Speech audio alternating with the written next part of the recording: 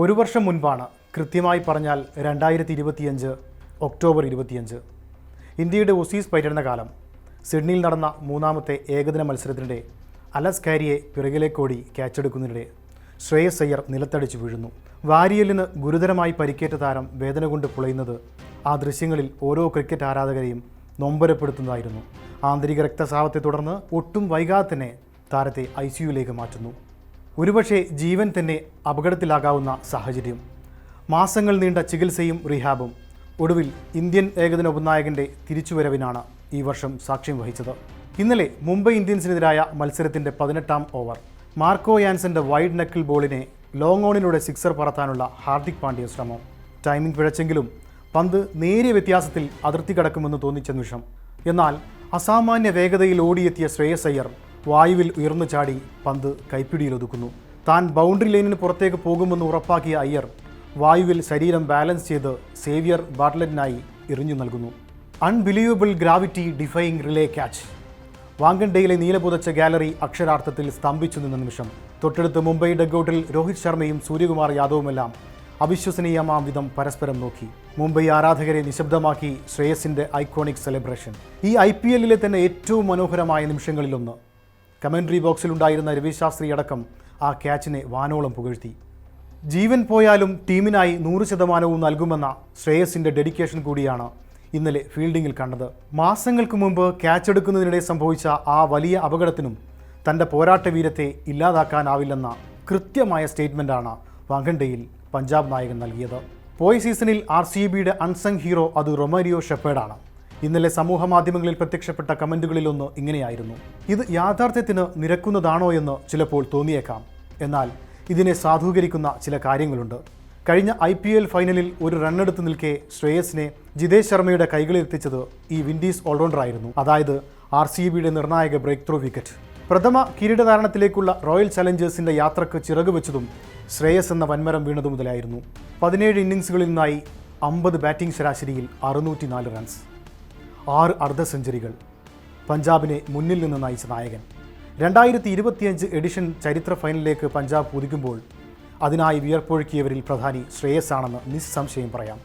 Mumbai ഇന്ത്യൻസിനെതിരെ qualifier രണ്ടിൽ അയാൾ നേടിയ 87 റൺസ് ഇന്നും ആരാധകരുടെ മനസ്സിൽ മായാതെയുണ്ടാകും. എന്നാൽ കലാശ പോരാട്ടത്തിൽ ശ്രേയസ് വേഗത്തിൽ മടങ്ങിയതോടെ പ്രഥമ IPL കിരീടമെന്ന പഞ്ചാബിൻ്റെ പ്രതീക്ഷ കൂടിയാണ് അവിടെ അസ്തമിച്ചത്. പോയ സീസണിലെ തനിയാവർത്തനം. 19ാം സീസണിൽ ഓരോ മത്സരം കഴിയുന്തോറും കരുത്താർജിക്കുന്ന പഞ്ചാബിനെയും ശ്രേയസിനെയുമാണ് കാണുന്നത്. ഇന്നലെ ബുംറയ്ക്കെതിരെ ശ്രേയസ് അടിച്ച ഓരോ ഷോട്ടും തൻ്റെ പ്രതിഭയെ അടയാളപ്പെടുത്തി. പോയ സീസണിലും ലോക 1-ാം നമ്പർ ബോളറുടെ അതിവേഗ യോർക്കർ ഡെലിവറിയെ ബൗണ്ടറിയിലേക്ക് തിരിച്ചുവിടുന്ന ശ്രേയസിൻ്റെ ബാറ്റിംഗ് മികവ് ആരാധകർ കണ്ടതാണ്. ബുംറയുടെ പന്തുകളെ ഇത്ര ഈസിയായി സ്ഥിരതയോടെ കളിക്കുന്ന മറ്റൊരു താരവും വേറെയില്ല. ശ്രേയസ് ഗ്രീസിലുള്ളപ്പോൾ തൻ്റെ പ്ലാനുകളെല്ലാം പാളുന്ന മുംബൈ ഇന്ത്യൻസ് പേസറെയാണ് ഇന്നലെയും കണ്ടത്. നിലവിൽ ഈ സീസണിൽ 4 ഇന്നിംഗ്സുകളിൽ നിന്നായി 3 അർദ്ധ സെഞ്ചുറി അടക്കം 203 റൺസാണ് പഞ്ചാബ് നായകൻ്റെ സമ്പാദ്യം. ഓറഞ്ച് ക്യാപ്പ് പോരാട്ടത്തിൽ 6ാമത്.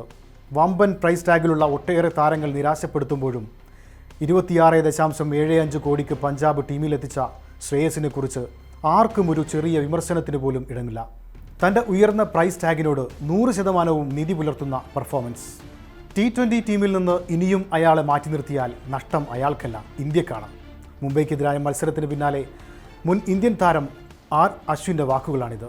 സെലക്ഷൻ കമ്മിറ്റി ചെയർമാൻ അജിത് അഗാർക്കറിനും അംഗങ്ങൾക്കും കൃത്യമായൊരു മുന്നറിയിപ്പായിരുന്നു. താരത്തെ മാറ്റി നിർത്തിയ മുൻകാല സാഹചര്യങ്ങളും അശ്വിൻ ഓർമ്മിപ്പിച്ചു. 2025 IPLലെ തകർപ്പൻ ഫോമിനെ തുടർന്ന് അയ്യർ ഇന്ത്യൻ T20 ടീമിലേക്ക് മടങ്ങിയെത്തുമെന്ന് പ്രതീക്ഷിച്ചിരുന്നെങ്കിലും അതുണ്ടായില്ല. T20 ലോകകപ്പിന് മുൻപായി ന്യൂസിലാൻഡ് പര്യടന സ്ക്വാഡിലേക്ക് പരിഗണിച്ചിരുന്നെങ്കിലും ഒറ്റ മത്സരത്തിൽ പോലും പ്ലേയിങ് 11-ൽ ഇടം പിടിച്ചില്ല. താരത്തെ കളിപ്പിക്കാനുള്ള സ്പോട്ടില്ലെന്നായിരുന്നു അജിത് അഗാർക്കറടക്കം അന്ന് വ്യക്തമാക്കിയത്.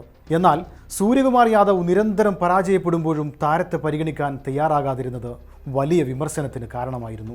ഏറ്റവും ഒടുവിൽ T20 ലോകകപ്പിന് തൊട്ടു മുൻപായി ന്യൂസിലാൻഡിനെതിരായ പരമ്പരയിലേക്ക് ശ്രേയസിനെ പരിഗണിച്ചിരുന്നെങ്കിലും ഒറ്റ മത്സരത്തിൽ പോലും പ്ലേയിങ് 11-ൽ ഇടം പിടിക്കാനായില്ല.